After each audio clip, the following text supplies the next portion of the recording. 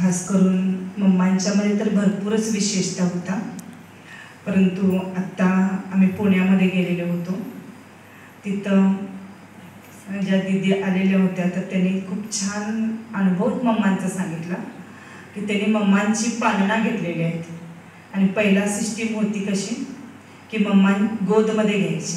बाबा सांगायचे की इस बच्चे को गोद में लो, आणि मम्मा गोदीमध्ये त्या बच्चांना घेत असायचे.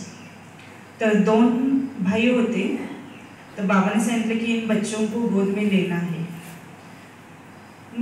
मम्मा अशा बसलेल्या होत्या. त्यांनी सांगितलं की एक भाई जो होता तो त्यांचं नाव होतं राजाराम भाई.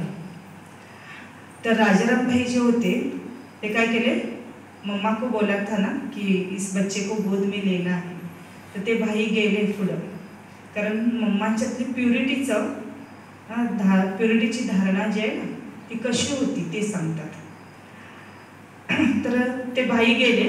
गोदमध्ये घ्यायचं म्हणजे काय, इथं मम्मांच्या मांडीवरती डोकं ठेवलं की हात मस्तकावरती ठेवला, झालं, बाबांची गोद घेतली. अशी सिस्टीम पहिल्यांदा यज्ञामध्ये चालत होती.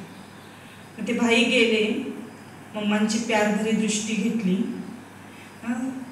त्यानंतर त्यांनी मम्मांच्या गोदमध्ये त्यांना आशीर्वाद दिला आणि मग काय झाले, खूप सुंदर दृष्टी घेऊन आले.